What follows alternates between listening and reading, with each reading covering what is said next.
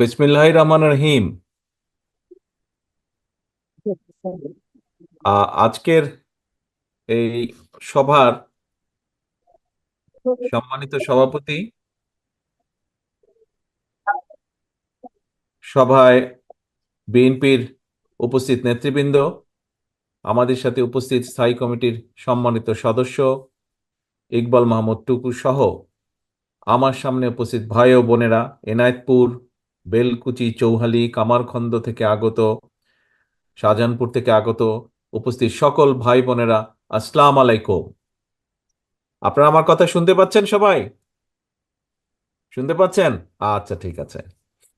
আজকে আমাদের এই যে সভাটি এখানে, এই সভাটি আমাদের একটি সভা, যেই সভার মূল লক্ষ্য ছিল এই যে বিগত কয়েকদিন আগে আন্দোলন সংগ্রাম হয়েছে আমাদের দেশকে স্বৈরাচার মুক্ত করার জন্য। সেই আন্দোলন সংগ্রামে বিভিন্নভাবে যারা আত্মত্যাগ করেছেন সেই মানুষগুলোকে মূল্যায়ন করার জন্য, তাদেরকে মনে করার জন্য, তাদেরকে স্মরণ করার জন্য আজকে আমাদের এই সভাটির আয়োজন করা হয়েছে। প্রিয় ভাই বোনেরা, আপনাদের এই এলাকায় অতীতে আমি কিন্তু এসেছি, আপনাদের অনেকের সাথেই হয়তো সেই সময় আমার দেখা হয়েছিল। যখন দেশে থাকতে পেরেছিলাম, আমি যখন দেশে ছিলাম, আমি বিভিন্ন সময় আমি চেষ্টা করেছি বাংলাদেশের গ্রামগুলোতে ঘুরে বেড়াতে, বাংলাদেশের গ্রামের মানুষগুলোর কাছাকাছি যাবার জন্য। এবং সেই সময় এই এলাকায়, এই চৌহালিতে বলেন, এনায়েতপুরে বলেন, বেলকুচিতে বলেন, আমি এসেছিলাম। প্রিয় ভাই বোনেরা, আজকে যেই মানুষগুলোকে সামনে রেখে আমাদের এই মিটিং এর আয়োজন আমরা করেছি, এই সভার আয়োজন আমরা করেছি, এই মানুষগুলো মধ্যে অনেকেই আছে যাদেরকে আমরা হারিয়েছি আমাদের মাঝে থেকে। এই মানুষগুলোর মধ্যে অনেকেই আছেন যারা বিভিন্নভাবে ক্ষতিগ্রস্ত হয়েছেন, শারীরিকভাবে ক্ষতিগ্রস্ত হয়েছেন। কেন এই মানুষগুলোর এই রকম হলো?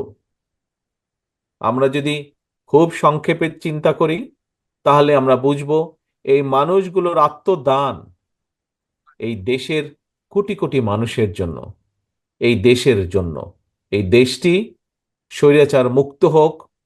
এই দেশের, বাংলাদেশের কোটি কোটি মানুষ কিছুদিন আগেও যাদের কথা বলার অধিকার ছিল না, এই দেশের মানুষ স্বৈরাচারের অপশাসনের কারণে তাদের যে মৌলিক অধিকার খর্ব করা হয়েছিল, তাদের যে মৌলিক অধিকার ছিনিয়ে নেওয়া হয়েছিল, সেই অধিকারকে পুনঃপ্রতিষ্ঠিত করার জন্য বহু মানুষ আত্মত্যাগ করেছিলেন।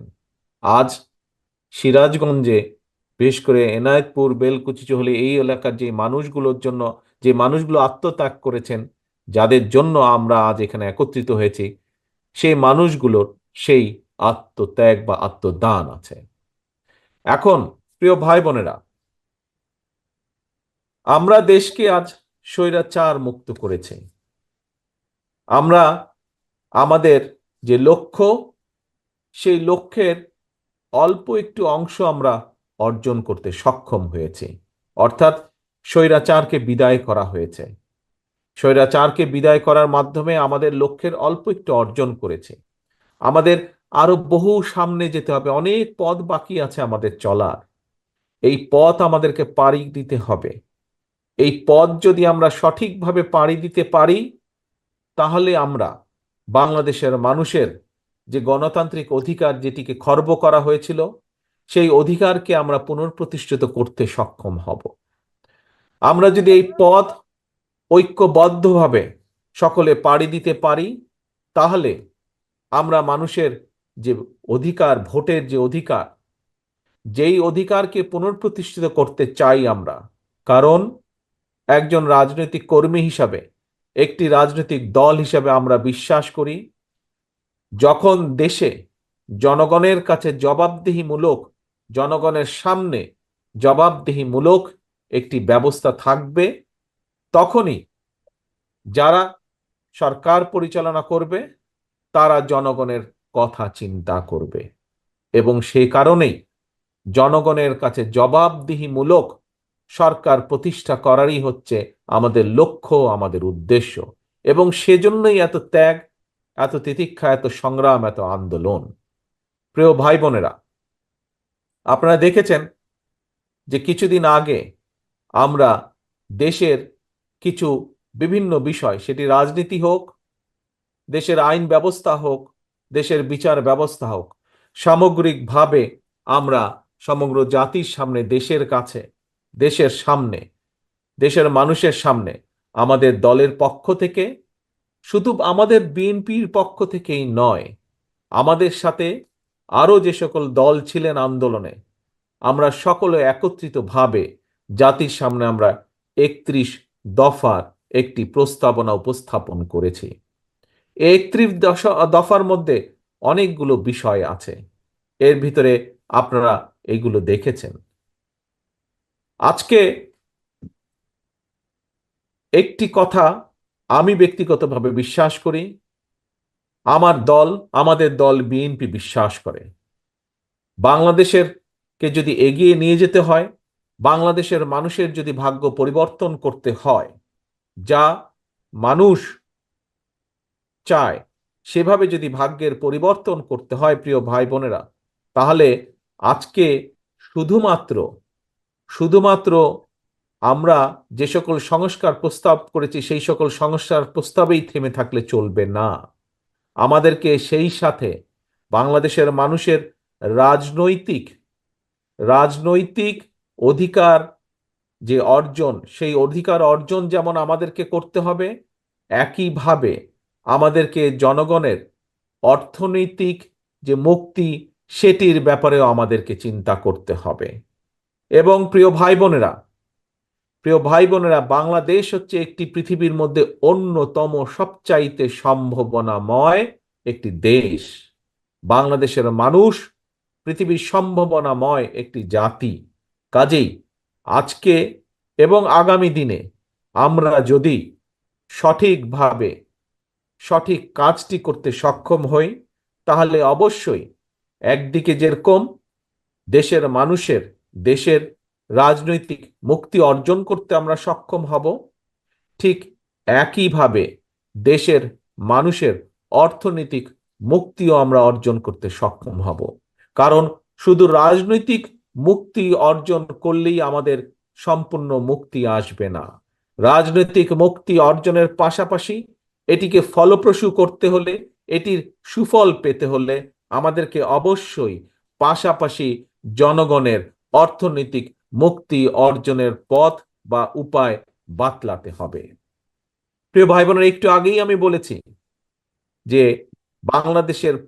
বাংলাদেশ সামগ্রিকভাবে একটি সম্ভাবনাময় দেশ। বাংলাদেশের মানুষ পৃথিবীর অন্যতম একটি জাতি, যাদের সামনে বিপুল সম্ভাবনা আছে। যদি আমরা ঐক্যবদ্ধভাবে জাতিকে ঐক্যবদ্ধ করে যদি আমরা এগোতে পারি, অবশ্যই আমরা এই জাতির যেমন রাজনৈতিক মুক্তি যেমন অর্জন করতে সক্ষম হব, পাশাপাশি আমরা জাতির জন্য, দেশের মানুষের জন্য অর্থনৈতিক মুক্তি অর্জন করতে সক্ষম হব। প্রিয় ভাই বোনেরা, আজকে আমরা এই এনায়েতপুরে আমরা এই জনসভাটি করছি, যদিও একটু আগে প্রচুর বৃষ্টি হয়েছে, বৃষ্টির আগে এই মাঠে আরো হাজার হাজার মানুষ ছিলেন, বৃষ্টির কারণে অনেকেই চলে যেতে বাধ্য হয়েছেন।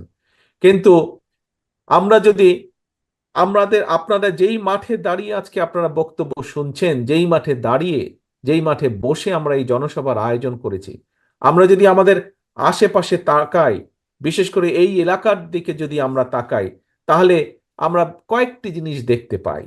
সম্ভাবনাময় একটি এলাকা আমরা দেখতে পাই সামগ্রিকভাবে। এই সিরাজগঞ্জের অন্য অন্য এলাকাগুলো সম্ভাবনাময়, কিন্তু আপনাদের আশেপাশে আমরা যদি বেলকুচির কথা বলি, আমরা যদি চৌহালির কথা বলি, কামারখন্দের কথা বলি, আমরা এই এলাকাগুলোকে সম্ভাবনাময় দেখি। আপনাদের এলাকার নাম আসলেই আমাদের সামনে ভেসে উঠে কি? তাঁত শিল্পের কথা, তাঁতের কথা আমাদের সামনে ভেসে উঠে। প্রিয় ভাই বোনেরা, আজকে এই শিল্পের সাথে বহু হাজার হাজার মানুষ জড়িত। আপনাদের নিশ্চয়ই খেয়াল আছে, অনেকের 71 সালে দেশনেত্রী খালেদা জিয়ার নেতৃত্বে যখন বিএনপি সরকার গঠন করতে সক্ষম হয়, সেই সময় সরকার গঠনের সাথে সাথে কিন্তু এই দেশের কৃষককে সহযোগিতা করার জন্য দেশনেত্রী খালেদা জিয়া একটি সিদ্ধান্ত নিয়েছিলেন। উনি 5,000 টাকা পর্যন্ত সেই সময় 91 সালে, হয়তো আমার সামনে এখানে অনেকেই আছেন সেই সময় হয়তো অনেকেই 91 সালে হননি, আপনারা জন্ম হননি, পরবর্তীতে হয়েছেন, কিন্তু পিছনে আমি আরো বহু মানুষকে দেখতে পাচ্ছি, বেশ কিছু মুরব্বীকে আমি দেখতে পাচ্ছি যাদের এই ঘটনাগুলো মনে আছে। কি ছিল? 5,000 টাকা পর্যন্ত কৃষি ঋণ সেদিন খালেদা জিয়া মৌকুফ করেছিলেন। কৃষি ঋণ, সম্পূর্ণ ঋণ 5,000 টাকা। 10,000 টাকা পর্যন্ত কৃষি ঋণের সুদ মৌকুফ করেছিলেন। 25 বিঘা পর্যন্ত কৃষি জমির খাজনা মৌকুফ করেছিলেন। প্রিয় ভাই বোনেরা, এরকম অনেক কিছু আছে, কিন্তু আমি একটি এই উদাহরণটি টানলাম একটি বিষয় বোঝানোর জন্য। কি সেই বিষয়? অর্থাৎ বিএনপির লক্ষ্য এবং উদ্দেশ্য হচ্ছে মানুষের পাশে এসে দাঁড়ানো। বিএনপির কাছে যখন সুযোগ থাকে, বিএনপি চেষ্টা করে মানুষের পাশে দাঁড়ানোর জন্য। বিশেষ করে আমরা সকলেই জানি বাংলাদেশের অধিকাংশ মানুষ গ্রাম অঞ্চলে, জেলা শহরগুলোতে বাস করেন। কাজেই এই মানুষগুলোকে কিভাবে সহযোগিতা করা যায়, কিভাবে তাদেরকে স্বাবলম্বী করে গড়ে তোলা যায়, কিভাবে তাদেরকে সহযোগিতা করা যায়, সেটিই থাকে বিএনপির পরিকল্পনা, সেটিই থাকে বিএনপির চিন্তা। সেজন্যই প্রিয় ভাই বোনেরা, এই যে একটু আগে বললাম, আপনাদের এলাকার নাম যখনই আসে, যখনই আমরা বেলকুচির নাম শুনি, যখনই আমরা চোহালির নাম শুনি, যখনই আমরা কামারখন্দের নাম শুনি, তখনই আমাদের সামনে প্রথমে আরো অনেক কিছু আছে, কিন্তু প্রথম যেটি ভেসে উঠে চোখের সামনে সেটি হচ্ছে তাঁত শিল্প। এই তাঁত শিল্প থেকে আমরা শাড়ি বানাচ্ছে আমাদের কারিগররা। এই তাঁত শিল্পের মধ্যে থেকে লুঙ্গি বলেন, গামছা বলেন, বিছানার চাদর। কিন্তু আমি চাই যে ইনশাল্লাহ, আমার যেটি ইচ্ছা, ইনশাল্লাহ বাংলাদেশের মানুষের সমর্থন নিয়ে বিএনপি আগামীতে সরকার গঠন করলে এই আগামীর বিএনপি সরকার এই তাঁত শিল্পের পেছনে এসে দাঁড়াবে, তাঁতিদের পিছনে এসে দাঁড়াবে, তাদেরকে সহযোগিতা করবে। কারণ কারণ এইখান থেকে যেই চাদর তৈরি হচ্ছে, এখান থেকে যেই শাড়ি তৈরি হচ্ছে, যে লুঙ্গি তৈরি হচ্ছে, প্রিয় ভাই বোনেরা, আজকে সারা পৃথিবীতে আমাদের বাংলাদেশের মানুষ ছড়িয়ে ছিটিয়ে আছে। সারা পৃথিবীতে বহু দেশে, প্রায় সব দেশে কোটি কোটি বাংলাদেশের মানুষ, বাংলাদেশিরা বসবাস করছেন। আমি চাই, আমাদের ইচ্ছা যে এই শিল্পকে, এই এলাকার যে তাঁত শিল্প, শুধু এই এলাকার ভিতরে বা এই এলাকার মানুষের ভিতরে শুধুমাত্র নয়, এই বাংলাদেশের ভিতরে শুধু নয়, এই শিল্পকে, এখানে যেই পণ্যগুলো তৈরি হয়, এগুলোকে কিভাবে সারা পৃথিবীতে ছড়িয়ে দেওয়া যায়, সে ব্যাপারে আমরা পরিকল্পনা গ্রহণ করব। প্রিয় ভাই বোনেরা, আপনাদের আপনাদের এই এলাকার আরো কয়েকটি সম্ভাবনাময় পণ্য রয়েছে। যেমন আমরা জানি চৌহালির চীনাবাদামের কথা। চুয়ালিতে চীনাবাদাম হয় না প্রচুর? চীনাবাদাম হয় চুয়ালিতে। এখন প্রিয় ভাই বোনেরা, এই চীনাবাদাম এই চীনাবাদাম তো পৃথিবীর, এই যে আমি বাধ্য হয়ে, এই যে বহু বছর, 15 বছর, গত এক যুগেরও বেশি সময় ধরে এখানে পড়ে আছে, এই দেশে পড়ে আছে। এই দেশের যখন বাজাই সদাই করতে যাই, সংসারের জন্য বাজার সদাই করতে যাই, তখন দেখি বড় বড় যে দোকানগুলোতে সেখানে বাদাম দেখা যায়, এই যে চীনা বাদাম দেখা যায়। কিন্তু এই চীনা বাদাম দেখি বিভিন্ন দেশ থেকে আসে। কয়দিন আমি খুঁজেছি যে বাংলাদেশ থেকে চীনা বাদাম আসে নাকি, প্যাকেটের মধ্যে লেখা আছে কিনা, কিন্তু পাইনি। প্রিয় ভাই বোনেরা, আমরা কি চিন্তা করতে পারি না, এই যে চোহালির যে চীনা বাদাম, কেন এই চীনা বাদাম শুধু চোহালি বা শুধু সিরাজগঞ্জ বা শুধু উত্তরাঞ্চলের মধ্যে সীমাবদ্ধ থাকবে? কেন এই চীনা বাদাম যারা চাষ করেন, সেই কৃষকদের পাশে কেন সরকার এসে দাঁড়াবে না? কেন চৌহালির চীনা বাদাম, আজকে যদি বাংলাদেশের কাপড় বিদেশে রফতানি হতে পারে, তাহলে কেন চৌহালির চীনা বাদাম বিদেশে রফতানি হবে না? আমাদেরকে এই বিষয়টি চিন্তা করতে হবে, এই সম্ভাবনার বিষয়টি চিন্তা করতে হবে। আমরা অবশ্যই পারি, আমরা যদি সকলে মিলে ঐক্যবদ্ধভাবে চেষ্টা করি, আমরা যদি পরিকল্পনা গ্রহণ করতে পারি, তাহলে চৌহালির চীনা বাদাম আমরা বিদেশে রফতানি করতে সক্ষম হব, এবং সেটিকেই আমাদের লক্ষ্য সামনে নিতে হবে।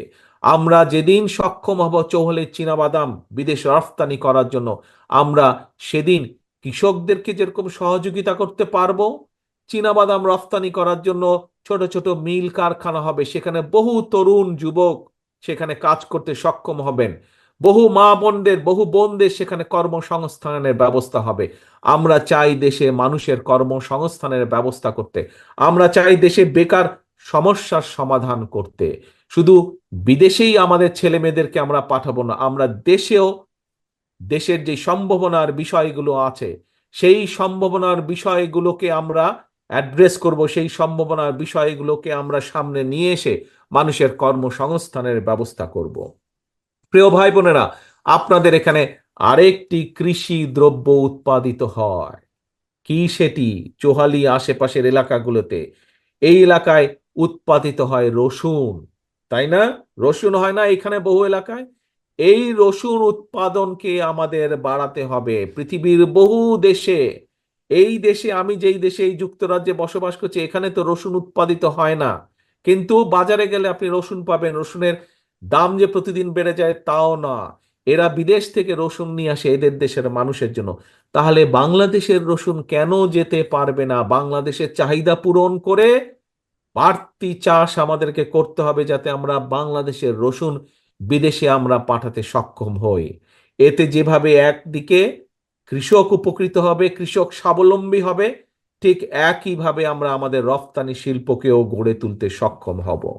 প্রিয় ভাই বোনেরা, আগে যখন এই আমার এলাকায় যেতাম, বগুড়ায় যেতাম, কখনো আগে ফেরি পার হয়ে যেতাম, যমুনা ব্রিজ হবার পরে যমুনা ব্রিজ দিয়ে পার হয়ে যেতাম, সিরাজগঞ্জ পাবনার পাশ দিয়ে যখন যেতাম, মাইলের পর মাইল একটি ফসল দেখতাম, হলুদ হয়ে থাকতো সারা মাঠ। কি সেটি? সরিষা। সরিষা হয় না আপনাদের এলাকায়? আশেপাশে প্রচুর সরিষা হয়। এখন প্রিয় ভাই বোনেরা, এই সরিষা, পৃথিবীর বহু দেশে সরিষা হয়, পৃথিবীর বহু দেশের সরিষা অন্য অন্য দেশে রফতানি হয়। আজকে আমাদেরকে লক্ষ্য নিতে হবে, এই সরিষার উৎপাদন বাড়াতে হবে আমাদেরকে। এই সরিষার উৎপাদন বাড়ানোর মাধ্যমে শুধু দেশের চাহিদা না, আমাদেরকে বিদেশের চাহিদা বিদেশেও আমাদেরকে পাঠাতে হবে। প্রিয় ভাই বোনেরা, আপনারা যে কথাগুলো এতক্ষণ আমার কাছ থেকে শুনলেন, এই কথাগুলো আমি কেন বললাম আপনাদের সামনে? এই কথাগুলো আমি বললাম এই কারণেই যে হ্যাঁ, আমরা আন্দোলন করেছি, আমরা সংগ্রাম করেছি, আমরা স্বৈরাচারকে বিদায় করেছি, আমরা মানুষের ভোটের অধিকার ইনশাল্লাহ পুনঃপ্রতিষ্ঠিত করব। কয়েকদিন আগে আমি বলেছিলাম, মানুষের ভোটের অধিকার যতদিন পুনঃপ্রতিষ্ঠিত না হবে, বিএনপির আন্দোলন ততদিন পর্যন্ত অব্যাহত থাকবে। কিন্তু একই সাথে একই সাথে আমি এই কথাটাও আপনাদের সামনে বলেছি যে শুধু আন্দোলন সংগ্রাম না, আন্দোলন সংগ্রামের মাধ্যমে যেমন আমরা স্বৈরাচারকে বিদায় করে মানুষের ভোটের অধিকার প্রতিষ্ঠিত করতে চাই, একইভাবে বাংলাদেশের মানুষের অর্থনৈতিক মুক্তির সংগ্রামেও আমাদেরকে সফল হতে হবে। বাংলাদেশের মানুষের বেকার সমস্যার সমাধান করতে হবে, ফসলের উৎপাদন দ্বিগুণ করতে হবে, বাংলাদেশে ছোট ছোট বলেন মাঝারি বলেন শিল্প স্থাপন করতে হবে, যাতে এই দেশের অর্থনৈতিক বুনিয়াদ আমরা শক্তিশালী করে গড়ে তুলতে পারি, যাতে এই দেশে মানুষের বেকারের সমস্যার সমাধান আমরা করতে পারি। কিন্তু প্রিয় ভাই বোনেরা, আমাদেরকে যদি এই কাজগুলো করতে হয়, আমাদেরকে যদি দেশের মানুষের রাজনৈতিক যে অধিকার সেটিকে যদি পুনঃপ্রতিষ্ঠিত করতে হয়, আমাদেরকে যদি বাংলাদেশের মানুষের মুক্তির যে মুক্তি, অর্থনৈতিক মুক্তি, সেটিকে যদি অর্জন করতে হয়, আমাদেরকে সকলকে ঐক্যবদ্ধ থাকতে হবে, আমাদেরকে ধৈর্য ধারণ করতে হবে, আমাদেরকে আইন হাতে তুলে নিলে চলবে না, আইনকে আইনের মতন করে চলতে দিতে হবে। প্রিয় ভাই বোনেরা, আমাদেরকে সবচেয়ে প্রথম বিষয় হচ্ছে ঐক্যবদ্ধ থাকতে হবে। আমরা যদি ঐক্যবদ্ধ থাকি, ইনশাল্লাহ বাংলাদেশের মানুষের যে আশা, বাংলাদেশের মানুষের যে প্রত্যাশা, সেটি আমরা পূরণ করতে সক্ষম হব। প্রিয় ভাই বোনেরা, আজকে আজকে আমার ছোট ভাই আলিম এখানে যেই জনসভার আয়োজন করেছিল, শুরুর দিকে বৃষ্টি শুরুর আগে আমরা দেখেছি এই মাঠ ভরা হাজার হাজার মানুষ ছিল। প্রাকৃতিক দুর্যোগের কারণে, বৃষ্টি হওয়ার কারণে অনেক মানুষ চলে গিয়েছে, কিন্তু আমারও আপনাদের সামনে আরো অনেক কিছু বলার কথা ছিল। আজ বহু বছর পরে আবার আপনাদের সামনে আল্লাহর রহমতে কথা বলার সুযোগ পেয়েছি আমি, সেই জন্য বহু কথা বলার ছিল, কিন্তু অনেক মানুষ প্রাকৃতিক দুর্যোগের কারণে এই মিটিংয়ে এই মুহূর্তে থাকতে পারেন নাই।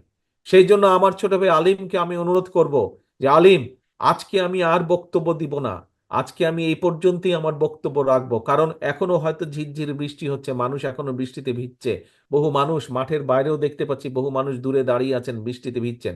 সেজন্য আমি তোমাকে অনুরোধ করব, তুমি কষ্ট করে সকলকে সাথে নিয়ে আরেক দিন আরেকটি জনসভার আয়োজন করবে।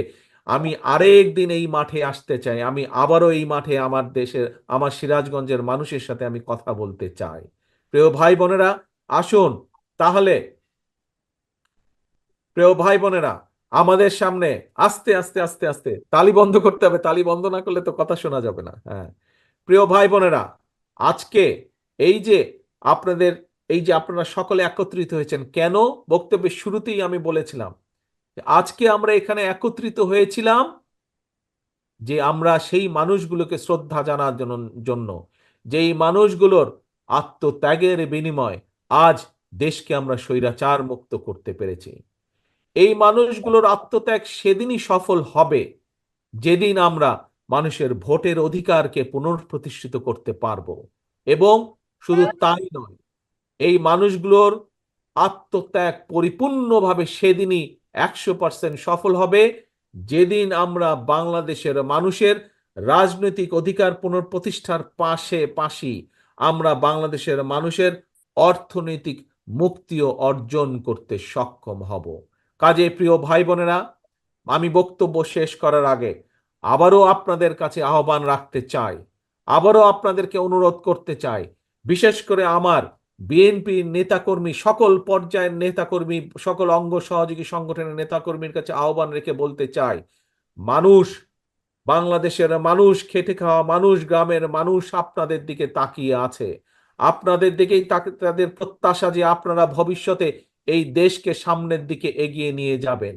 কাজেই আমার সহকর্মীবৃন্দ, দলের নেতা কর্মীবৃন্দ, আপনাদেরকে সেভাবে নিজেদেরকে প্রস্তুত করতে হবে যাতে করে মানুষ আপনাদের উপরে আস্থা রাখতে পারে, আপনাদের উপরে ভরসা রাখতে পারে। প্রিয় এনায়েতপুরবাসী, প্রিয় বেলকুচিবাসী, চৌহালিবাসী, কামারখন্দবাসী, আর এখানে যারা উপস্থিত আছেন, আপনাদের সকলের সামনে আমি বলতে চাই আবারও যে আসুন আমরা সকলে ঐক্যবদ্ধ থাকি। দল মত নির্বিশেষে আমাদের কাছে সবচেয়ে আমাদের মূল লক্ষ্য হচ্ছে এই দেশ এবং এই দেশের মানুষের মুক্তি, রাজনৈতিক মুক্তি, অর্থনৈতিক মুক্তি। আসুন, সেই মুক্তি যদি আমাদেরকে অর্জন করতে হয় তাহলে অবশ্যই অবশ্যই অবশ্যই আমাদের সকলকে ঐক্যবদ্ধ থাকতে হবে। ইনশাল্লাহ আমরা সেই মুক্তি যাতে অর্জন করতে পারি সেই প্রত্যাশা রেখে, এবং আগামী দিনে আবারও ভবিষ্যতে সামনের এই বৃষ্টি কমে গেলে ইনশাল্লাহ আমার ছোট ভাই আলিম আবারও এখানে আরেকটি জনসভার আয়োজন করতে সক্ষম হবে, এই প্রত্যাশা রেখে আমার বক্তব্য শেষ করছে। আপনাদের সাথে আবারও দেখা হবে, আবারও কথা হবে। আল্লাহ হাফেজ। বাংলাদেশ জিন্দাবাদ। বাংলাদেশ জাতীয়তাবাদী দল জিন্দাবাদ। আসসালামু আলাইকুম।